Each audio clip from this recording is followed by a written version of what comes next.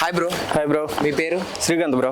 ఆంధ్రాలో నెక్స్ట్ ఎవరు సీఎం అనుకుంటున్నారు? ఎవరనేది బ్రో ఏముంది బ్రో, కన్ఫామ్ అది చంద్రబాబు పవన్ కళ్యాణ్ కొలాబరేషన్ వచ్చేది చంద్రబాబే. టీడీపీ జనసేన.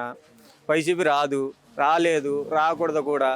ఒకవేళ వైసీపీ వచ్చినా ఆంధ్ర మరో ఇప్పుడు ఆంధ్ర పరిస్థితి ఏంటంటే గాలికి వదిలేసిన గాలిపటం. అది ఎటు వెళ్ళిద్దో, ఏ తిగి మీద పడిద్దో, ఎటు పోద్దో తెలియదు. యువతకు ఉద్యోగాలు లేవు, రోడ్లు లేవు, కొత్త ప్రాజెక్టులు లేవు, ఐటీ కంపెనీలు లేవు. ఐటీయే కాదు, కనీసం ఏదో ఒక కంపెనీ పెడితే కదా. ఒక చిన్న కంపెనీ పెట్టినా అక్కడ ఉన్న ఒక 100,000 మందికి ఉద్యోగం వచ్చినట్లే కదా. ఎటు వెళ్తారు? మనం ఒక 100 రూపాయలు ఉద్యోగానికి రావాలన్నా కూడా పక్క రాష్ట్రం పోవాల్సిన పరిస్థితి బ్రో ఈరోజు. ఎట్లా వస్తుంది బ్రో? ఎట్లా వస్తుంది ప్రభుత్వం వల్ల? రాదు. నేను సంక్షేమ పరంగా 100% న్యాయం చేశాను, నేను సిద్ధంగా ఉన్నానని వైసీపీ జగన్ గారు అంటున్నారు. ఆయన అనుకున్నాడు 100% న్యాయం చేశాడని. ప్రజలకు ఎంతమందికి అందుతుంది, ఎంతమందికి అందట్లేదు ఆయన తెలుసా? ఈ ఒక ఇయర్ వచ్చేసరికి ఆయన వేసే ప్రతి సంక్షేమ పథకానికి నెక్స్ట్ వచ్చే పథకానికి ఎంతమందిని కట్ చేస్తున్నాడు ఆయన. ఎంత వచ్చే పథకంలో 100 మంది, ఈ పథకంలో 100 మందికి ఇస్తే నెక్స్ట్ 50 మందికి ఇస్తున్నాడు. ఏదో ఒక రీజన్ చెప్తాడు. నీకు కరెంట్ బిల్ ఎక్కువ వచ్చిందంటాడు, స్ట్రీట్లో ఫ్లాట్ ఉందంటాడు, నీకు బిల్డింగ్ ఉందంటాడు. ఏదో ఒకటి చెప్పేది రీజన్ చెప్పి వాళ్ళని కట్ చేయడం. నేను డబ్బులు మిగిలించుకున్నాం. నాడు నేడు పెట్టాడు. నాడు నేడు ఓకే, స్కూల్స్ కట్టాడు. విద్య ఏది? సరైన వాళ్ళకి పుస్తకాలు సరైన సమయానికి అందించావు. నువ్వు బ్యాగ్స్ ఇచ్చావు, 4 పుస్తకాలు వేస్తే వెనక ఊడిపోతుంది. నా మళ్ళీ పిన్ని పెట్టి కొట్టుకోవాలి దాన్ని.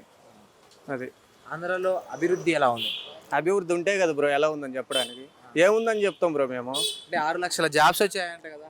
వచ్చే మరి ఆయన ఎవరికి ఇచ్చుకున్నాడు? వాలంటీర్కి ఇచ్చుకున్నాడు 6 లక్షలు. సచివాలయం ఇచ్చుకున్నాడు 6 లక్షలు. వాలంటీర్ ఉద్యోగం, అది ఉద్యోగం. నేను మళ్ళీ ఉద్యోగం కాదంటాడు. ఫస్ట్ ఉద్యోగాలు ఇచ్చానే అంటాడు. మళ్ళీ నేను ఉద్యోగాలు ఏమీ లేదు, వాళ్ళని సేవ చేయమని చెప్పాను, నేను సేవ చేస్తున్నారు, అది ఉద్యోగం కాదంటాడు. 6 లక్షల జాబ్స్ ఎప్పుడు రాలే అసలు. వస్తే చూపించమండి. నేను ఏ సెక్టర్లో ఎన్ని జాబ్స్ ఇచ్చా, ఎప్పుడు వదిలా, ఏ క్యాలెండర్ వదిలా, లేకుంటే ఏ కంపెనీలో నేను జాబ్లు ఇచ్చా 6 లక్షలు చూపించమనండి, 2 లక్షలు చూపించమనండి. ఎక్కడ?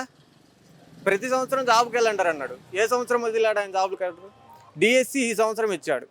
అది ఇప్పుడు ఎలక్షన్లు కాబట్టి ఇచ్చాడు. ఇప్పుడు మొదలు పెడితే ఎప్పటికి రావాలి? డిఎస్సిలో కానిస్టేబుల్ పెట్టాడు, రాశాడు, అదే కోర్టులో కేసు అన్నాడు. సాల్వ్ చేయొచ్చు కదా, రాష్ట్రం దాంట్లో పోరాడొచ్చుగా. పోరాడదు, ఎందుకంటే ఇవ్వదు. ఏదో ఒక లిటిగేషన్ పెట్టడం, ఉద్యోగాలు ఆపేయడం. ఉద్యోగాలు ఇవ్వం మేము, అప్లై చేసుకుంటాం, ఫీజు తీసుకుంటాం, వాళ్ళని అట్లనే ఆపేస్తాం, మళ్ళీ అప్లై చేసుకోండి. ఇదే అక్కడ జరిగేది. వైసీపీ ప్రభుత్వంలో తిరుపతి లడ్డు మీద విమర్శలు వస్తుంది. విమర్శలు ఎందుకు బ్రో? అది ఒక దేవాలయ, పవిత్రమైన దేవాలయాలను ఈరోజు చెప్పుకోలేని ఒక మాటలతో పోల్చడానికి కూడా ఉన్నాయి.